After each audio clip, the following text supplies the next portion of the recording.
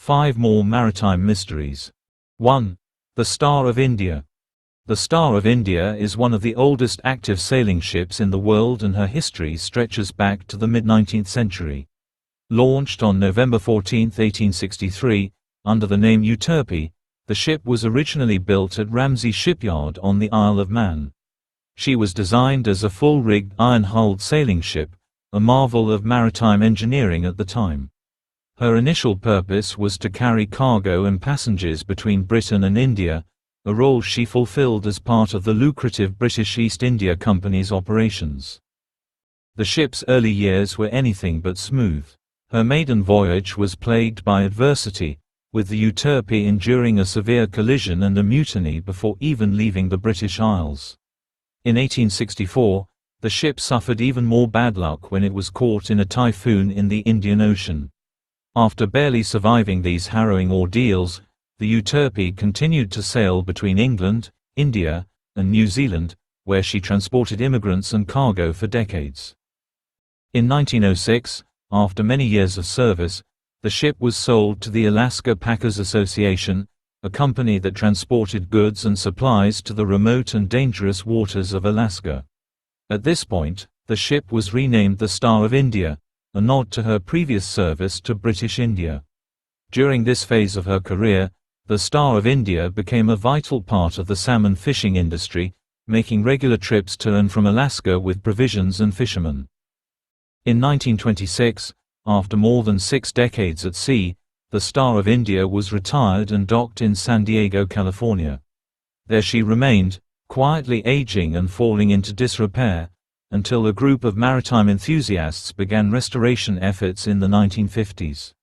These efforts were successful, and by 1976, the Star of India was seaworthy once again.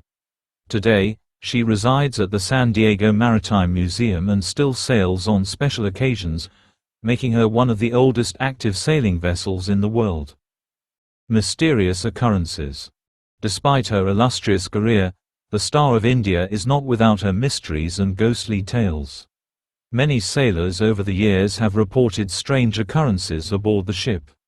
Some claim to have seen apparitions, including a young stowaway who died during one of her voyages in the late 19th century. The boy was reportedly crushed by falling rigging and was buried at sea, but sailors and visitors to the ship today often report feeling an eerie presence near the rigging area. Another persistent tale involves a crew member who fell to his death from the rigging. His ghost is said to roam the decks, especially at night, his footsteps echoing through the ship's iron hull. Even today, when the Star of India embarks on her rare voyages, many aboard claim to feel a palpable sense of unease, as though the ship carries with her the weight of the hundreds of lives she transported and the many storms she weathered. 2. The Almirante Alexandrino. The Almirante Alexandrino was a Brazilian Navy destroyer that played a significant role in the early 20th century. Built in the UK in 1908, she was part of a modernization effort by Brazil's Navy, which was expanding rapidly during the early 1900s to become the most formidable naval power in South America.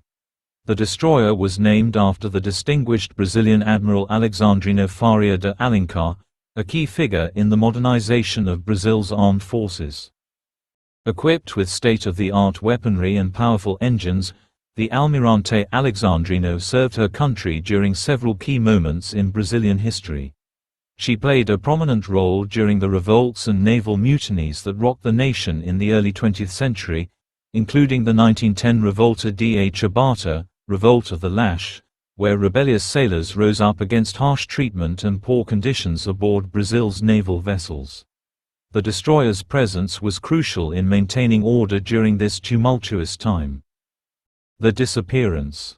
The Almirante Alexandrino's story took a strange turn in 1937 when the ship, fully crewed and operational, set sail on a routine training mission off the coast of Rio de Janeiro. The destroyer was expected to return within a few days, but it never did. After several days of radio silence, the Brazilian Navy launched a massive search operation, but no trace of the ship or her crew was ever found.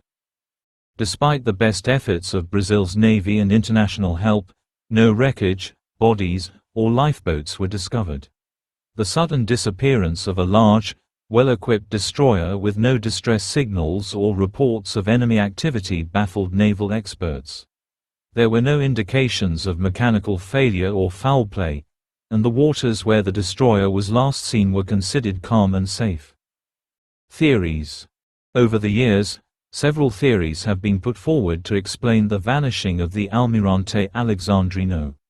One theory suggests that the ship may have been sunk by a rogue mine left over from earlier conflicts, but the lack of debris or oil slicks contradicts this idea. Another theory speculates that a catastrophic onboard explosion, possibly in the boiler room, may have sent the ship to the bottom in seconds, leaving no time for the crew to send a distress signal. Some have even suggested supernatural causes, pointing to the Bermuda Triangle-like disappearances of ships in the South Atlantic. Others believe that the destroyer may have been the victim of a secret wartime experiment or clandestine military activity, though there is no concrete evidence to support these ideas. 3. The HMS Amphion. The HMS Amphion was a British light cruiser launched in 1911 as part of the Royal Navy's active-class vessels. It was a state-of-the-art ship designed for speed and firepower, equipped with torpedoes, powerful guns, and reinforced armor. As tensions in Europe escalated in the early 1910s, the HMS Amphion was assigned to protect British waters in the event of war. On August 5, 1914, the day after Britain declared war on Germany, the HMS Amphion was ordered to patrol the North Sea, where German naval activity was expected. Little did the crew know that they were about to become one of the first casualties of World War I. The sinking. During its patrol, the HMS Amphion encountered and captured the German mine-laying ship Königin Louise, which had been attempting to lay mines off the coast of England. The British cruiser sank the German vessel after a brief battle, but unknown to the Amphion, the Königin Louise had already deployed several mines in the area. Early the next morning, while returning to base, the HMS Amphion struck one of these mines, causing a massive explosion that tore through the forward part of the ship. The damage was catastrophic, and within minutes, the cruiser began to sink. Despite desperate efforts to save the vessel, the order was given to abandon ship.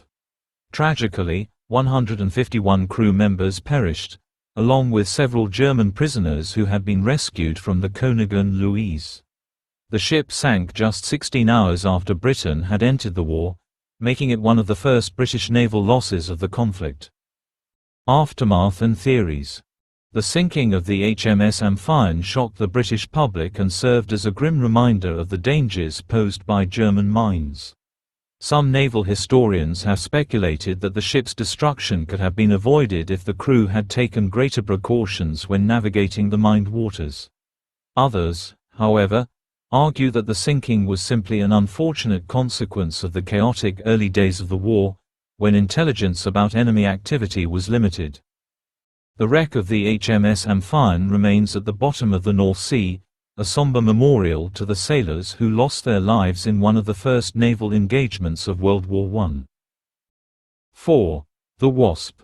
The USS Wasp was a sloop of war built in 1813 during the War of 1812. It quickly became one of the most feared vessels in the United States Navy, thanks to its speed and maneuverability. The Wasp was tasked with harassing British merchant ships and engaging British naval forces in the Atlantic, a role it performed with distinction. Under the command of Captain Johnston Blakely, the Wasp embarked on a legendary cruise across the Atlantic in 1814, capturing numerous British vessels and gaining a reputation as a formidable predator of the high seas. The disappearance. In September 1814, after defeating the British warship Avon, the Wasp disappeared without a trace. No distress signals were ever received, and no wreckage was found. Despite extensive searches, the fate of the Wasp and its crew remains one of the most enduring mysteries of the War of 1812. Theories. Several theories have emerged over the years to explain the Wasp's disappearance.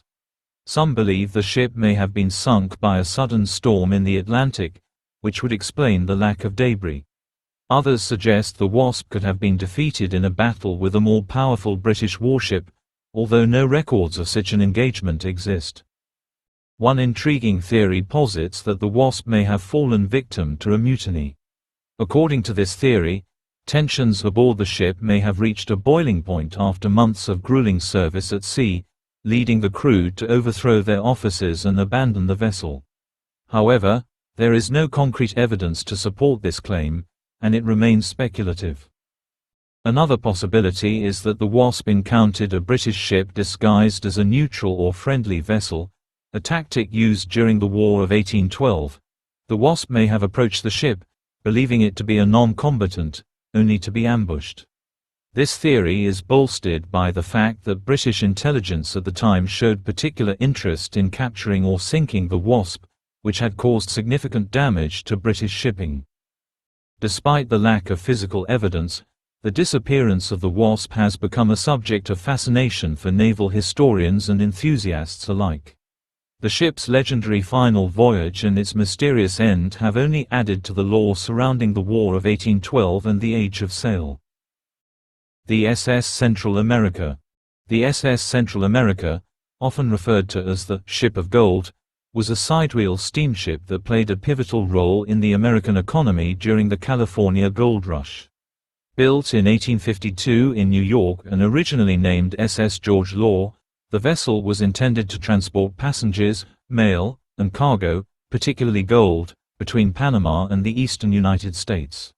This route was crucial during the Gold Rush era, as it provided a relatively fast and reliable means of transporting precious cargo from California to the East Coast, where it would influence financial markets and stabilize the burgeoning American economy. Measuring 278 feet long and equipped with luxurious accommodations, the SS Central America represented the height of maritime technology and comfort at the time. It was a symbol of America's industrial prowess, but the ship would ultimately meet a tragic and mysterious fate, resulting in one of the greatest maritime disasters in U.S. history. In September 1857, the SS Central America embarked on its final, ill-fated voyage from the port of Colón in Panama to New York City. On board were nearly 600 passengers and crew, many of whom were miners returning from the goldfields of California. The ship was also carrying an estimated 10 tons of gold, including coins, ingots, and dust, valued at around $2 million at the time, roughly equivalent to over $300 million today. The ship departed from Havana, Cuba, on September 7, 1857, under the command of Captain William Lewis Herndon, a well-respected naval officer. For the first few days of the journey, the voyage was uneventful, with calm seas and fair weather. However, as the ship approached the southeastern coast of the United States, the weather began to deteriorate. On September 9, the SS Central America encountered a powerful Category 2 hurricane off the coast of the Carolinas. For 2 days, the ship battled the raging storm, which lashed the vessel with hurricane-force winds and towering waves. Despite the crew's best efforts, the ship's paddlewheel engines were eventually overwhelmed by the storm, and the vessel began to take on water. The situation quickly worsened as the ship's bilge pumps failed, and the SS Central America began to sink. The sinking. As the ship's condition deteriorated, Captain Herndon ordered the passengers to begin abandoning ship. The women and children were loaded into lifeboats first, but many of the ship's lifeboats had already been lost to the storm. In a desperate attempt to save as many lives as possible, Captain Herndon signaled for help from passing vessels. One such ship, the Marine, responded and was able to rescue some of the survivors, but by this time, the SS Central America was beyond saving. On September 12, 1857, the SS Central America sank beneath the waves, taking with it 425 passengers and crew, along with its massive cargo of gold. Captain Herndon, displaying extraordinary heroism, remained on the bridge until the ship went down, refusing to leave his post in an effort to ensure the safety of his passengers. Aftermath. The sinking of the SS Central America was not only a tragic loss of life but also a financial catastrophe for the United States. The ship's gold cargo had been destined for the New York banks and financial institutions that were already teetering on the edge of collapse. The loss of the gold shipment sent shockwaves through the American economy, contributing directly to the Panic of 1857, one of the first major economic crises in U.S. history. Banks failed, businesses shuttered, and unemployment soared as the nation spiraled into recession. In the immediate aftermath of the disaster, several newspapers reported the loss of the SS Central America and its gold as a devastating blow to the country's financial system. The collapse of numerous banks and insurance companies further deepened the economic depression, and the effects were felt for years to come. Theories. The sinking of the SS Central America has inspired numerous theories, with some pointing to a combination of human error and poor maintenance as contributing factors to the disaster. One theory suggests that the ship's paddlewheel engines, which were already in need of repair before the voyage, were not adequately maintained, making them more vulnerable to the relentless forces of the hurricane. The ship's bilge pumps were also reported to have malfunctioned, which allowed water to flood the ship faster than it could be pumped out.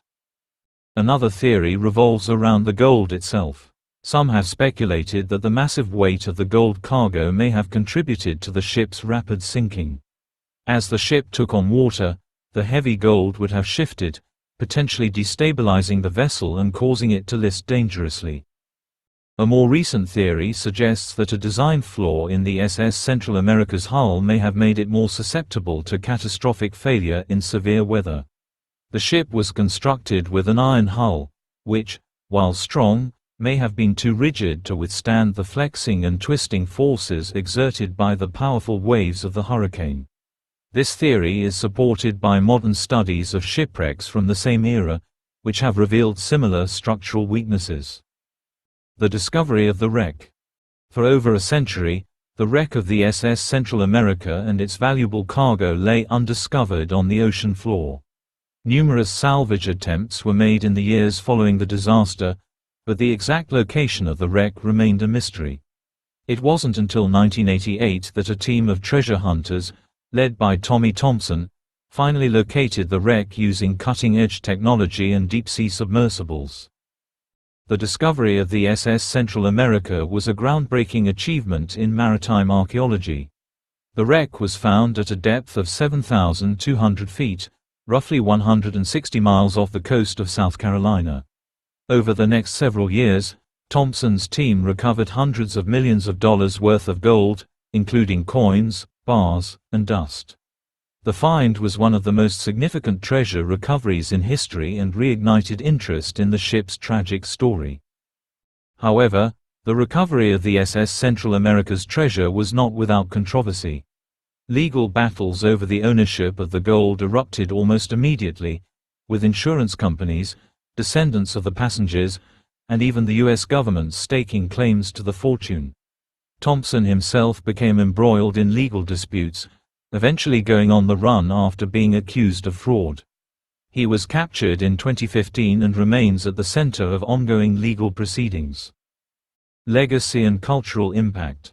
The story of the SS Central America continues to captivate historians, treasure hunters, and maritime enthusiasts. The ship's tragic end, combined with the massive gold cargo it carried, has cemented its place in American folklore. The SS Central America has been the subject of numerous books, documentaries, and even treasure hunting expeditions, and its legacy as the Ship of Gold endures. The wreck of the SS Central America also holds valuable insights into the maritime history of the 19th century. The artifacts recovered from the wreck, including personal items belonging to the passengers, offer a glimpse into life during the California Gold Rush era. These artifacts are now preserved in museums, where they serve as a reminder of the human cost of the disaster. Conclusion. The stories of these extraordinary vessels, the Star of India, Almejante Alexandrino, HMS Amphion, Wasp, and SS Central America, are a testament to the unpredictable and often dangerous nature of the sea. Each ship carried its own legacy, whether through legendary voyages, tragic disappearances, or heroic feats of endurance. These mysteries continue to captivate the imagination, as they remind us of the countless untold stories that lie beneath the ocean's surface. Thank you for taking the time to explore these maritime mysteries with us. If you enjoyed learning about these fascinating tales of the sea, don't forget to like the video, subscribe to our channel, and hit the notification bell to stay up to date on our latest content. We appreciate your support, and we look forward to bringing you more deep dives into history's most intriguing and unexplained events. Stay curious, and until next time, keep exploring.